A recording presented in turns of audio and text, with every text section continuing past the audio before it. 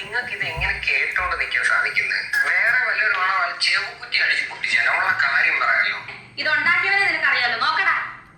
അയ്യോ ഞാനോ?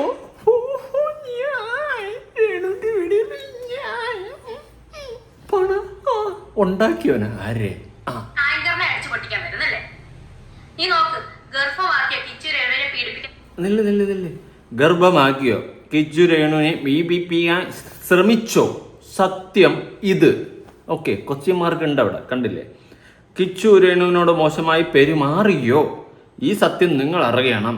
രേണുവിൻ്റെ ഗർഭം ഉള്ളതാണോ? ഇതെന്താണ് സത്യം? ഒരുപാട് പേര് നിൻ്റെയും എൻ്റെയും വല്ലവരുടെയും ഒക്കെ കമൻറ്റ് ബോക്സുകളിൽ ചോദിക്കുന്ന ചോദ്യമായിരുന്നു.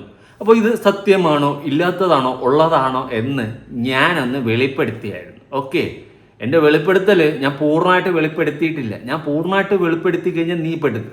ഓക്കെ, അതുകൊണ്ട് വെളിപ്പെടുത്താതിരിക്കുന്നതാണ് നിനക്കും നല്ലത്.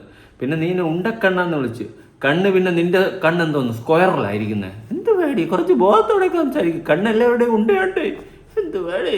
പിന്നെ ബോഡി ഷെയിം ചെയ്ത് കഴിഞ്ഞാൽ നീ എന്നെ ബോഡി ഷെയിം ചെയ്ത് കഴിഞ്ഞാൽ അയ്യോ തളർന്ന് തരിപ്പണാവാൻ ഞാൻ മറ്റേ മാങ്ങ പറയല്ലേ നടത്തുന്നത് കേട്ടാ.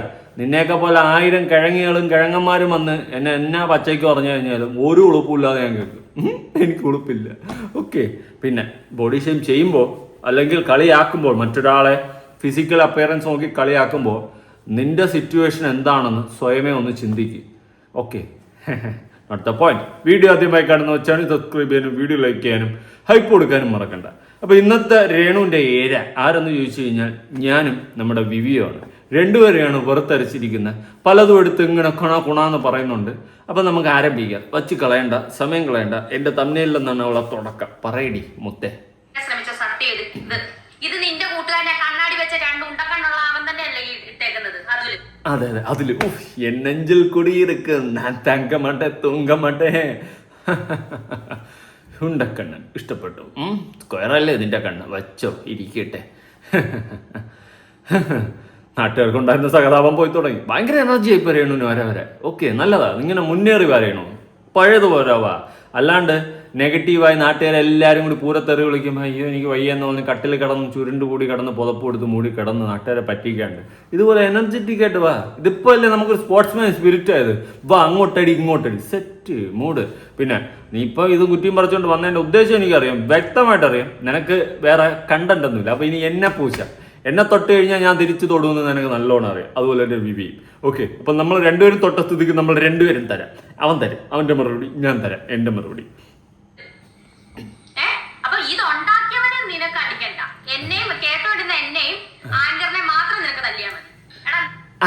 അത് സംഭവം എന്താണെന്ന് വെച്ച് കഴിഞ്ഞാൽ വിവി അവൻ്റെ വീഡിയോയിൽ ചോദിച്ച് ഇമ്മാരു ചോദ്യങ്ങൾ ചോദിക്കുന്ന ഇവളെയൊക്കെ മടൽ വെട്ടി അടിക്കണമെന്ന് പറഞ്ഞു ആങ്കറിനെ പറഞ്ഞു. അപ്പം നമ്മുടെ രേണുവിന് പൊട്ടി. രേണു റിപ്ലൈ ആയിട്ട് വരെയാണ്, നീ എന്തിനാ ആങ്കറിനെ പറയുന്നത്? ഇതുണ്ടാക്കിയത് ഇവനല്ലേ അതുലല്ലേ എന്ന് പറഞ്ഞുകൊണ്ടാണ് നിന്റെ എഴുന്നേറ്റം. അതുപോലെ ഒരു വോയിസിന്റെ കേസ് സംസാരിക്കുന്നുണ്ട്. എനിക്ക് ബേസിക്കലി അത് മനസ്സിലായിട്ടില്ല. ആരെന്ത് വോയിസ് വിട്ട കേസാ പറയുന്നത്? ആ ഇന്റർവ്യൂവിൽ വന്നിരുന്ന് പറയുന്നുണ്ട് ആരോ എന്തോ വോയിസ് വിട്ടെന്ന്. അത് മറ്റേ താത്തയെന്നൊക്കെ പറഞ്ഞ് ചിലവർ കമന്റ് ചെയ്യുന്നു, അങ്ങനെ ഇങ്ങനെയൊക്കെ പറയുന്നുണ്ട്. എനിക്ക് അതിനെപ്പറ്റി അറിയത്തില്ല ഏത് വോയിസ് ഇന്ന് തേങ്ങയത്. അതല്ലേ ഞാൻ പറഞ്ഞു, ഞാൻ അറിഞ്ഞിട്ടില്ല സംഭവം. കോമഡി പീസുകൾ തന്നെ ഇതല്ല.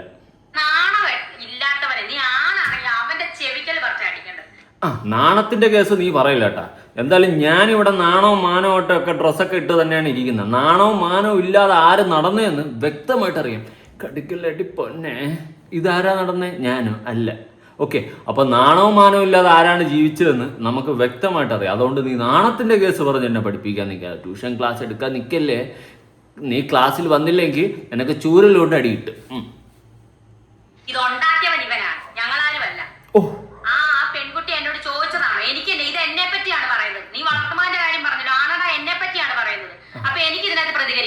പ്രതികരിച്ചു. ഇതുണ്ടാക്കിയവൻ നിന്റെ കൂട്ടുകാരനാ, തൊപ്പി വെച്ചവനെ. നീ അവന്റെ മോന്തക്കുട്ടിക്കാണ് ചെന്ന് അടിക്കേണ്ടത്. അമ്മയും പെങ്ങളും തിരിച്ചറിയാത്തവൻ അവനാണ്.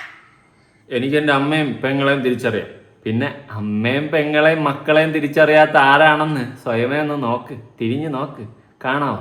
അല്ലെ കണ്ണാടി എടുത്ത് വെച്ച് നോക്ക് കേട്ടാ. അമ്മയും പെങ്ങളെയും മക്കളെയും, ആരെയും? മക്കളെയും. സ്വന്തം അല്ലെങ്കിലും മറ്റുള്ള മക്കളെയും, മീൻസ് സ്വന്തം ഭർത്താവിലുണ്ടായിരുന്ന മക്കളെയും തിരിച്ചറിയാത്ത ആരാണെന്ന് സ്വന്തമായിട്ടൊന്ന് ആലോചിക്ക്. ഞാൻ എന്തിനു പഠിപ്പിക്കണം? കടിക്കലടി പൊന്നെ പൊന്നെ പൊന്നെ പണ. ഓൾറെഡി ഈ നാശം പിടിച്ച അതുലിനെതിരെ ഓൾറെഡി ഒരു FIR കേസ് കിടപ്പുണ്ട്. അത് കോടതിയിലാണ്. നില്ല് നാശം പിടിച്ചേടി.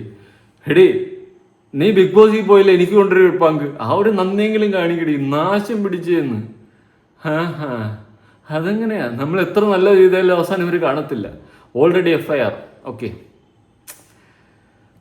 നല്ലതാ. ഇവൻ ഇങ്ങനെ തന്നെ ഈ നാണമില്ലാത്ത നാശം പിടിച്ചരിതം വിറ്റ കഥ അടക്കം പുറത്തു വിട്ടെന്ന്. അതിൻ്റെ ചാനലല്ലേ? 2.5 ലക്ഷം സബ്സ്ക്രൈബ് ചെയ്തിട്ടില്ല അല്ലേ രേണു? ഇത് മോശമേ.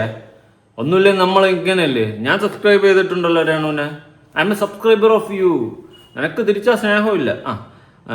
ശരീരം വിറ്റ കഥ അടക്കം പുറത്ത് പറഞ്ഞു. ശരീരം വിറ്റു എന്ന് പറഞ്ഞത് നീ ഉദ്ദേശിച്ച അർത്ഥത്തിലൊന്നുമല്ല. നീ വീഡിയോയിൽ ഏതോ അർത്ഥം ഉദ്ദേശിച്ച് പറഞ്ഞില്ല, ആ അർത്ഥം തന്നെയാണ്. അല്ല, ഞാൻ മറ്റേ അതൊന്നുമല്ല ഉദ്ദേശിച്ചത്. നീ വേറെ എന്തോ ഉദ്ദേശിച്ചിട്ട് വേറെ എന്തോ രീതിയിൽ നീ സംസാരിക്കുന്നുണ്ട്. മോശം രേണു, അതൊക്കെ വളരെയധികം മോശം കേട്ടോ. അങ്ങനെയൊന്നും സംസാരിക്കല്ലോ. It's a cheap quality. Okay, ആ നിലവാരമില്ലാത്ത രീതിയിൽ നീ ചിന്തിക്കരുത്. നീ നിന്റെ വീഡിയോയിൽ പറയുന്ന വാക്കുകളാണ് ഞാൻ എടുത്തു വച്ച് പറഞ്ഞ മറ്റേ ഇൻ്റർവ്യൂവിൽ.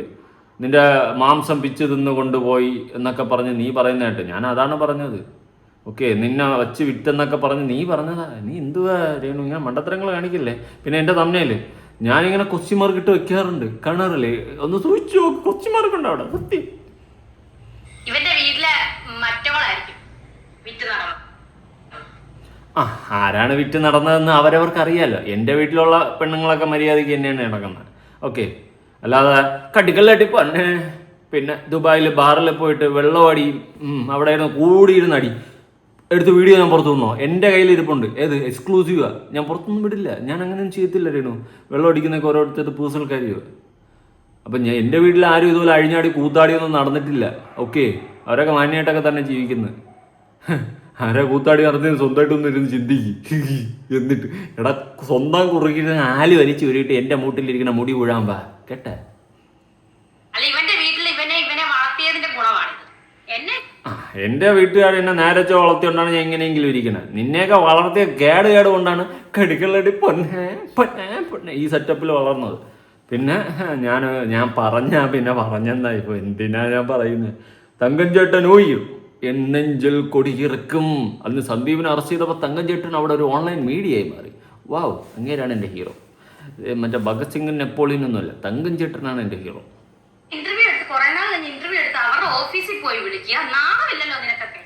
നിർത്തടി, നീ കുറെ നേരമല്ലേ തിളയ്ക്കുന്നു. ആരെ ഓഫീസിൽ ആരെ വിളിച്ച്, എവിടെ വിളിച്ച്, എന്ത് തേങ്ങ വിളിച്ച്?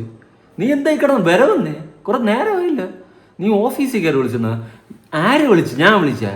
എനിക്കിതല്ലേ പണി. പിന്നെ എനിക്ക് വേറെ ജോലിയില്ല. ഞാൻ വളരെ സന്തോഷത്തോടെ എൻ്റെ ഫോട്ടോയൊക്കെ ഒരു തമ്മയിൽ വന്ന് സന്തോഷത്തിൽ ഇരിക്കുകയായിരുന്നു. 6-7 ലക്ഷം സബ്സ്ക്രൈബറൊക്കെ ഉള്ള ഇൻ്റർവ്യൂ ഒക്കെ എടുക്കുന്ന ചാനൽ, എൻ്റെ ഫോട്ടോ വന്ന സന്തോഷത്തിലാണ് ഞാൻ ഇരുന്നത്. എനിക്കെന്തിനും ഇതൊക്കെ വിളിച്ച് മുടക്കണം? എനിക്ക് നിങ്ങൾ ഫ്രീ ആയിട്ട് തരുന്ന പ്രൊമോഷനല്ലേ? ഞാൻ 5 പൈസ അങ്ങോട്ട് വന്നിട്ടില്ല. അതുപോലെ രേണു ഞാൻ ഫ്രീ ആയിട്ട് പ്രൊമോഷൻ തരല്ലേ? എനിക്ക് യൂട്യൂബ് അതിന് കാശ് തരുന്നുണ്ട്. എനിക്കത് മതി. കൂടുതൽ ആക്രാന്തമൊന്നുമില്ല. അവരുടെ ഓഫീസിൽ പോയി വിളിച്ച് ഇതിന്റെ സത്യാവസ്ഥ എന്നാന്ന് പറയാം. എന്ത് സത്യാവസ്ഥ? എന്റെ പറയാണ് അവര് 1 മാസമായിട്ട് നടന്നത്.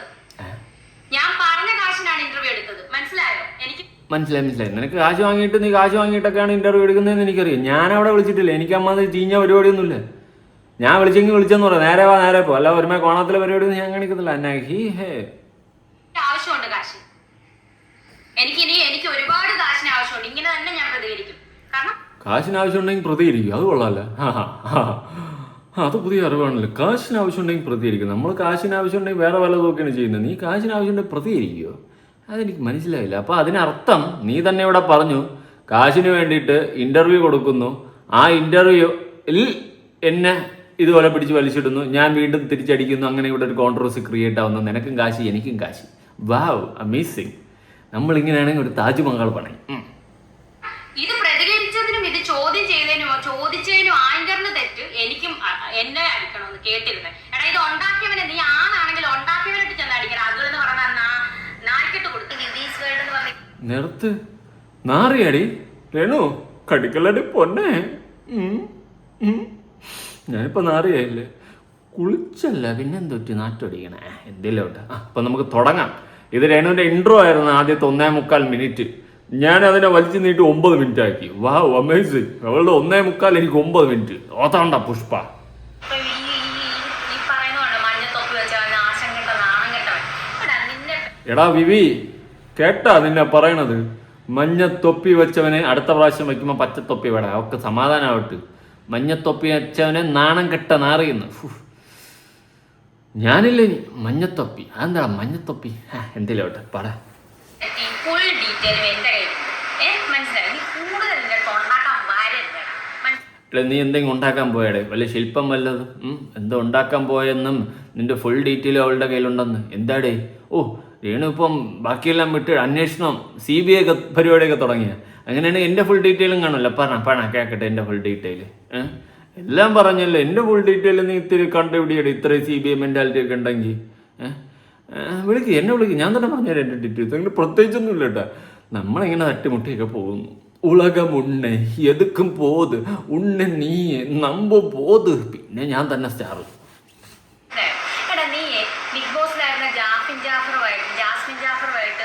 ജാഫിൻ ജാഫർ? അതേത് ജാഫർ? നമ്മൾ ജാഫറൊക്കെയാണ്. ആ ജാഫിനെ ജാഫിൻ ജാഫർ പറ. കൂട്ടുകൂടിയിട്ട് അവര് ആ കുട്ടി ബിഗ് ബോസിൽ പോയപ്പോ നീ അവരുടെ വീട്ടിൽ പറ്റി കൂടിയിട്ട് അവരുടെ ലാപ്ടോപ്പിൽ നിന്നുള്ള കാര്യങ്ങൾ മുഴുവൻ മോഷ്ടിച്ചെടുത്തിട്ട് നീ പ്രചരിപ്പിച്ചുകൊണ്ടല്ലേടാ നാണം കെട്ടവനെ അവര് നിന്നെ അടിച്ചിറക്കിയതാ വീട്ടിൽ നിന്ന്. ഇത് പുതിയ അറിവാണല്ലോ. ഇത് ഞാൻ അറിഞ്ഞില്ലല്ലോ. അറിവ് ലാപ്ടോപ്പിൽ നിന്ന് മോഷ്ടിച്ച എന്ത് തേങ്ങല് ഇതൊക്കെ എപ്പോഴേ ഇങ്ങനെയൊക്കെ പറയുന്നത്? രേണു, നീ ആരെങ്കിലുമൊക്കെ പറയുന്ന കഥയും കേട്ടും കൊണ്ട് ആടാൻ നിന്ന് കഴിഞ്ഞാൽ ആട്ടമാ തേരോട്ടമാ എന്ന് പറഞ്ഞ് ആടേണ്ടി വരും. ലാപ്ടോപ്പിൽ നിന്ന് മോഷ്ടിക്കും ആര്? ഇവ ഹാക്കറാ വിവി? ഡേ വിവി, നിന്നെ ഹാക്കറാക്കിയോള് തള്ളേ. വിവി ആരുടെ ഈ കഴിവുണ്ടായി? നീ പറയാത്തന്തല്ലേ? ഞാൻ നിന്നെ കൊണ്ടുവരുന്നല്ലേ? നമുക്ക് പലയിടത്തും പോയി മോഷ്ടിക്കായിരുന്നല്ലേ? തള്ളേ, ഒരു സംഭവം തന്നെ. വിവിയെ പറ്റിയിട്ട് അത്രയും ബൂസ്റ്റപ്പ് കൊടുക്കണം. വിവി ബിജിമേട്രാ ഉലകം മുന്നേ എതുക്കും പോത്. എനിക്ക് വയ്യ. വേറെ ലെവലിൽ വിവിക്ക് ഇത്ര ഹൈപ്പ് വന്നിട്ടാണ്. ജാസ്മിൻ ജാഫറിൻ്റെ കഥയൊന്നും പറയാതിരിക്കുന്നതാണ് നല്ലത്. ഈ ജാസ്മിൻ ജാഫറിൻ്റെ കഥ തുടങ്ങിയ കാലഘട്ടം മുതലേ എനിക്കറിയാം. ആ സമയത്ത് വിവിയെ ഇട്ട് പണിതതും എല്ലാം എനിക്കറിയാം. അതുകൊണ്ട് അതിനെ പറ്റിയിട്ട് കൂടുതൽ പറയാതിരിക്കുന്നതായിരിക്കും better. Okay, that's none of your business. Okay Renu. അപ്പോൾ രേണുവിന് അത് പറയാനുണ്ടെങ്കിൽ രേണു അങ്ങോട്ട് ഡീറ്റെയിൽ ആയിട്ട് പറ. ബാക്കി ഞാൻ പറഞ്ഞുതരാം. എനിക്കറിയാം കഥ. കാരണം ഞാൻ ആ സമയത്തൊക്കെ ഉണ്ട്. നമ്മൾ സുപരിചിതനായിരുന്നു ആ സമയത്ത്. ഓക്കെ. അവള് അണ്ണാക്കി കൊടുത്ത ഒരു പയ്യൻ്റെ ജീവിതം തൊലഞ്ഞൊന്നും ഓർമ്മയില്ലല്ലേ? ഞാനൊന്നും പറയുന്നില്ല. അവളെ കാര്യം നോക്കി പോണം. പിന്നെ നിന്റെ ഈ പറയേണ്ട കാര്യമില്ല, പറ.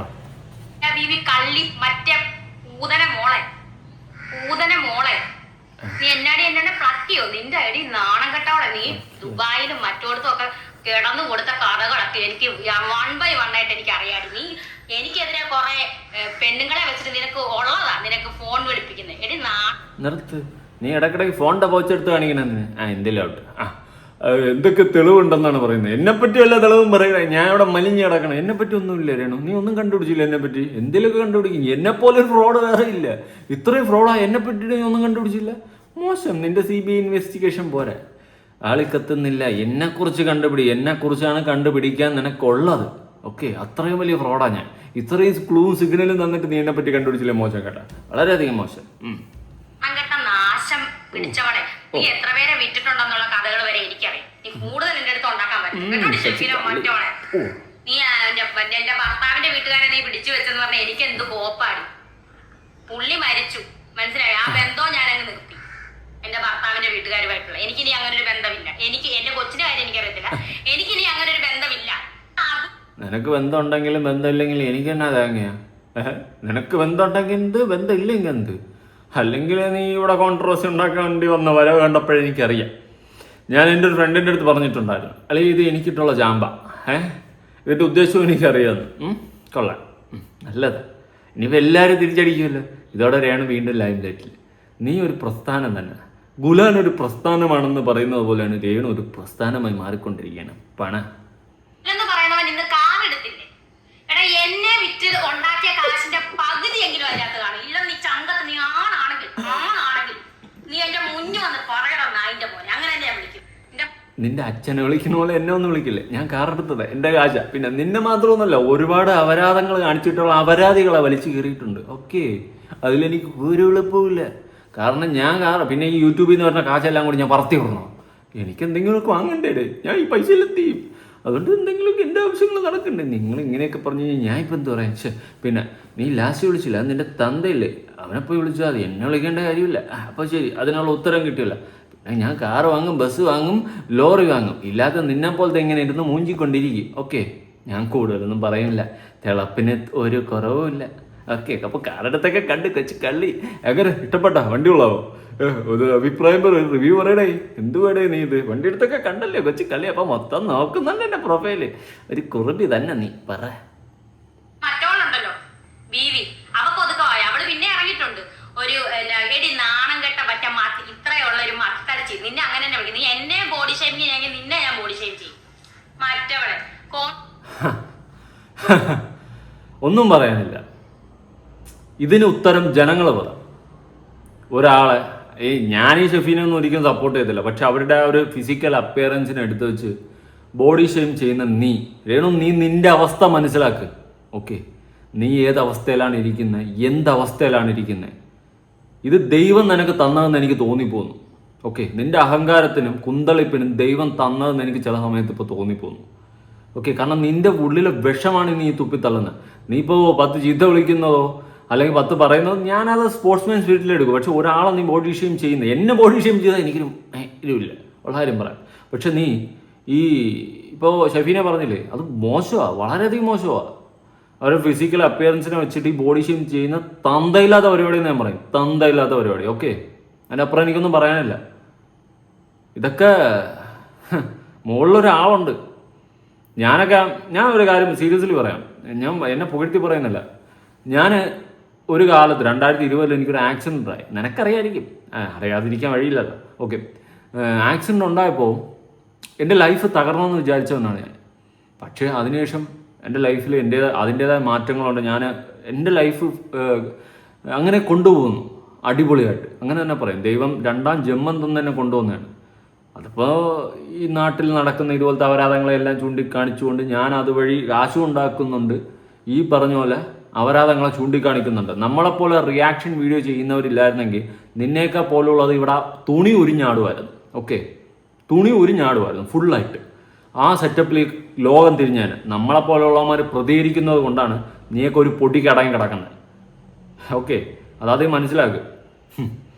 പിന്നെ നീ പറയുന്ന പോലെ ബോഡി ഷെയിം ചെയ്ത് കഴിഞ്ഞാൽ എനിക്ക് നിന്റെ അടുത്ത് ഒന്നും തോന്നുന്നു, എനിക്ക് ദേഷ്യമൊന്നും തോന്നുന്നില്ല, എനിക്ക് പുച്ഛമാണ് തോന്നുന്നത്. പുച്ഛം, ഒരാളെ ബോഡി ഷെയിം ചെയ്യുന്ന നിന്നെയൊക്കെ എനിക്ക് പുച്ഛമാണ് തോന്നുന്നത്. തന്തയില്ലാത്ത വർത്തമാനാണ് നീ വിളിച്ച് പറഞ്ഞിട്ടുള്ളത്.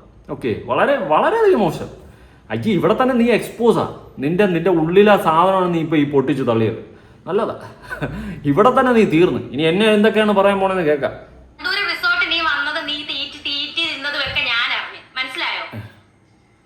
പിന്നെ റിസോർട്ടിൽ വന്നാൽ തിന്നാതെ പിന്നെ മറ്റേ റിസോർട്ടിൽ പോയി തിന്നണ്ടേ? എവിടെ പോയാലും അന്നം മുഖ്യം ബിഗിലേ.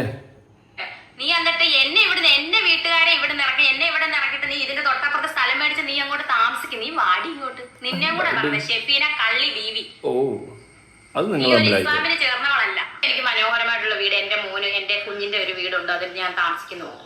എന്റെ കുഞ്ഞ് എന്നെ ഇറക്കി വിടുന്നവരെ ഞാൻ ഇവിടെ താമസിക്കും. അത് എന്റെ ഇഷ്ടമാണ്. നീയൊക്കെ ഓരോരുത്തരും എന്റെ വീട്ടുകാർ ഇവിടെ തന്നെ, എന്റെ ചേച്ചിയും ഫാമിലി ഇവിടെ തന്നെ താമസിക്കും. ആരും ഇറക്കി വിടണ്ട. ഒന്നിനും ഇവിടെ വന്നു കഴിഞ്ഞാൽ മുട്ടുകാർ ഞാൻ തല്ലി ഓടിക്കും. ഇറക്കാൻ വന്നു കഴിഞ്ഞാൽ മുട്ടുകാര് നീ തല്ലി ഓടിക്കും. ഞാൻ ഒരിക്കലും അവിടെ വന്നിരുന്നല്ല, ബിഷപ്പിന്റെ വീട്ടിൽ വന്നിട്ട് അതുവഴി വന്നല്ല. നിന്റെ വീട്ടിന്റെ ഫ്രണ്ടില് മറ്റേ തുണിയെടുത്ത് വിരിച്ചിട്ടിരുന്നു. ഞാനവിടെ വണ്ടി എടുത്ത് നിന്നല്ല. എന്ത് മുട്ടുകാല് തല്ലി ഓടിച്ചില്ലല്ലോ. അതുകൊണ്ട് വിട് നീ, മുട്ടുകാലിന്റെ കേസൊക്കെ വിട്. അതിനുള്ള വളർച്ചയൊന്നും രേണുവിന് വളർന്നിട്ടില്ല. രേണു നീ കേട്ടാ, മുട്ടുകാല് തല്ലി ഓടിക്കാനുള്ള വളർച്ച അത് വിട്. പിന്നെ പാക്കത്താനെ പോറെ അന്ത കാളിയോടെ ആട്ടത്തെ മനസ്സിലായല്ലോ. എന്റെ സ്വഭാവം ഇപ്പൊ മനസ്സിലായല്ലോ. ഇന്റർവ്യൂ എടുത്തപ്പോഴത്തേനും അവരെ ഫോൺ വിളിച്ച്, നിനക്കൊക്കെ നാണമില്ല? എന്റെ മരുന്ന് തരുന്ന മെഡിക്കൽ കോളേജിൽ ചെന്ന് അവരെ ചോദ്യം ചെയ്ത് നാണം കെട്ട വർഗങ്ങളായി പോയല്ലോടാ. അല്ല, നിനക്കൊക്കെ ഞാനേ ഉള്ളോ കണ്ടത്? നാണമില്ലാത്ത വർഗത്ത് കേട്ട കുറെ ബ്ലോഗർമാരെ. നിർത്ത്. അപ്പൊ നിനക്കൊക്കെ ഞാനേ ഉള്ള കണ്ടന്റ്. എടി, നിനക്ക് ഞാനേ ഉള്ളു കണ്ടന്റ്. നിനക്ക് അല്ലാണ്ട് സ്വന്തമായിട്ട് കണ്ടന്റ് ഉണ്ടാക്കില്ലേ? നിനക്ക് ഞാനല്ലേ ഉള്ളു കണ്ടന്റ്. പിന്നെ മിണ്ടായിട്ട് നീ വായി പൊത്തിയിട്ടിരി. ഇവിടെ ഒരു പൊടി കടങ്ങ് എല്ലാം നിർത്തി ഈ രേണു സുധീന കണ്ടന്റ് നിർത്തി നാല് വഴിക്ക് പോയപ്പോൾ നിനക്ക് കുന്തളിപ്പ്. നിനക്ക് റീച്ചില്ല, കണ്ടന്റ് ഇല്ല, വേറെ ഒരു തേങ്ങയും ചെയ്യാൻ അറിയില്ല. ഇപ്പം മെമ്പർഷിപ്പിൽ ഉരിഞ്ഞാടാനും ഉരിഞ്ഞെന്ന് തുള്ളാനും പറ്റൂല. പറ്റാത്തതുകൊണ്ട് എന്ത് ചെയ്ത് നമുക്കിട്ടടി, ഇങ്ങനെ ഓരോരുത്തർക്കിട്ടടി. ഇതാണ് ഇപ്പോഴത്തെ പുതിയ പരിപാടി. എങ്ങനെയുണ്ട് ഈ പരിപാടി? നല്ല അടിയും പൊളി പരിപാടി. പിന്നെ എനിക്കിട്ട് കൊട്ടിക്കഴിഞ്ഞാൽ ഏത് മോളായാലും മോനായാലും ഞാൻ തിരിച്ചടിക്കും. അത്രയല്ല, നമ്മളെ കൊണ്ട് പറ്റുന്നതല്ല. നമ്മളൊരു ഗിവ് ആൻഡ് ടേക്ക് പോളിസിയിൽ പോകുന്നതാണ്. നീ എന്റെ വീടിന്റെ തൊട്ടടുത്ത്, എന്റെ വീട് എന്ന് പറഞ്ഞാൽ സുധീലെ എന്റെ വീട് തന്നെ, എന്റെ കൊച്ചിന്റെ വീട് എന്റെ വീട് തന്നെയാ, മനസ്സിലായോ? നേത്രി, നിനക്ക് അവിടെ എന്താ അധികാരം ഇരിക്കുന്നത്? കിച്ചു പറഞ്ഞിറങ്ങി പോകേണ്ട ടീമാണ്. കിച്ചുവിൻ്റെ വീട് അവനും കൂടി അവകാശപ്പെട്ട വീടാ. നിനക്കൊന്നും അവിടെ അവകാശമേ ഇല്ല. പിന്നെ അതൊന്നും പറഞ്ഞ് എന്തിന് ഈ ഒരു വയ്യാത്ത സ്റ്റേജിൽ ഇരിക്കുമ്പം വിട്ടതാ, വിട്ട് എഴുതി തള്ളി വിട്ടാലും വീണ്ടും വലിഞ്ഞു കയറി വരുന്നില്ലേ സാധനമേ. നീ ഇവിടെ ചുളുവിന് ഒരാളെ നീ കറക്കിയിട്ട് നീ ഇവിടെ സ്ഥലം മേടിക്കാൻ ഇരുന്ന വിവരമൊക്കെ ഞാൻ അറിഞ്ഞു കേട്ടോ. ഷെഫീന വീതി നാണക്കെട്ട മറ്റോളെ, കള്ളി മറ്റോളെ, കള്ളും കുടിച്ച് കപ്പയും തിന്ന വിവരമൊക്കെ ഞാൻ ഇവിടെ അറിഞ്ഞു. അവര് കള്ളും കുടിച്ച് കപ്പയും തിന്നെങ്കിൽ അത് അവരെ ആവശ്യം. നീ ബാറിൽ കിടന്ന് കള്ളു കുടിക്കുന്ന വീഡിയോ ഞാൻ നിനക്ക് അയച്ചു കേട്ടാ. നിനക്ക് ഞാൻ പേഴ്സണലി അയച്ചു കേട്ടോ. നീ ബാറിൽ കിടന്ന് കള്ളു കുടിക്കുന്ന വീഡിയോ എനിക്കൊന്നും കിട്ടൂലെന്നാണ് നീ വിചാരിച്ചത്. അവിടെ നീ വിട്. അതൊക്കെ ഓരോരുത്തരുടെ പേഴ്സണൽ കാര്യം. അവരെന്ത് കുടിക്കണം എന്ത് കുടിക്കണ്ടെന്നൊക്കെ ഉള്ള അവരുടെ പേഴ്സണൽ കാര്യം. അവരതും കുടിച്ച് പബ്ലിക്കിൽ വന്ന് കിടന്ന് അഴിഞ്ഞാടുന്നില്ല, അല്ലെ പബ്ലിക്കിൽ കിടന്ന് അവർ ഉറഞ്ഞു തുള്ളുന്നില്ല. നീ തുള്ളിയതടക്കം വീഡിയോ ഉണ്ട്. നീ ബെറ്റടിക്കണ വാശിപ്പുറത്ത് ബെറ്റടിക്കും. എൻ്റെ കയ്യിൽ ആ വീഡിയോ ഉണ്ട്. അതുകൊണ്ടാണ് ഞാൻ ആ ധൈര്യത്തിലാണ് പറഞ്ഞത്. എനിക്ക് വേണേൽ കണ്ടന്റ് ഉണ്ടാക്കാനാണ് ഇത് എല്ലായിടത്തും എനിക്ക് അടിക്കാറില്ല. എനിക്ക് വേണ്ട, ഞാൻ വിട്ട്. ഒരാൾക്കൊരു അസുഖം വന്നൊരു ബാഡ് സിറ്റുവേഷൻ അറിഞ്ഞപ്പോൾ തോന്നിയ ഒരു വെറും സഹതാപത്തിന്റെ പേരിൽ വിട്ട് നിനക്ക് വേണ്ടി പ്രാർത്ഥിക്കുകയും കൂടി ചെയ്യും. നീ എന്നെ ഇപ്പോൾ ചീത്ത വിളിച്ചാലും പോലീസിൽ കേസ് കൊടുത്താലും സ്റ്റേഷനിൽ കഴിഞ്ഞ് ജയിലിൽ അടച്ചാലും നിനക്ക് വേണ്ടി പ്രാർത്ഥിക്കും. കാരണം ആ അസുഖം ആർക്കും വരാതിരിക്കട്ടെ. ആ ഒരു മനസ്സിൽ എവിടെയോ ഒരു കുത്ത് കിടക്കുന്നുണ്ടാണ്. പക്ഷെ നീ കാണിക്കുന്നത് തന്തയില്ലായ്മ. ഓക്കെ, അത് വിടും. നിനക്ക് വരുന്ന വലിയ നരകശിക്ഷ, നിനക്ക് മുടിയാനായിട്ട് നരകശിക്ഷ തന്നെ പരിപാടി. എനിക്ക് ക്യാൻസർ ആണ്, എന്റെ നാക്കിന് ക്യാൻസർ ഇല്ല. നിനക്കൊക്കെ എന്നെ ദ്രോഹിക്കാം അല്ലേ? എനിക്കിതൊന്നും പറയാൻ പറ്റത്തില്ല അല്ലേ? ചായ ലാഭിക്കാം, നമുക്ക് ചായ ലാഭിക്കാം. എന്തായാലും ചെയ്യണോ? നല്ലതേ കിടയാതെ. നിനക്കൊക്കെ എന്നെ ദ്രോഹിക്കാം അല്ലേ? എനിക്കിതൊന്നും പറയാൻ പറ്റത്തില്ല അല്ലേ? ഹലോ, നമസ്കാരം. ഞാൻ പെട്ടെന്നൊരു വീഡിയോ അർജന്റായിട്ട് വന്നതാണ്. എനിക്ക് നാളെ ഹോസ്പിറ്റലിൽ പോകണം. കുറച്ച് ഇതുവരെ ഇൻട്രോ തീർന്നില്ലേ? എത്ര മിനിറ്റ്? 4:53 മിനിറ്റ് ഇൻട്രോ ആയിരുന്നു. അതിനെയാണ് ഞാൻ എടുത്തു വെച്ചിട്ട് 22 മിനിറ്റ് 24 സെക്കൻഡും ആക്കിയത്. എന്തായാലും ഇൻട്രോയിലും തന്നെ നിങ്ങൾക്കൊരു കാര്യം പിടിയിട്ടല്ലോ.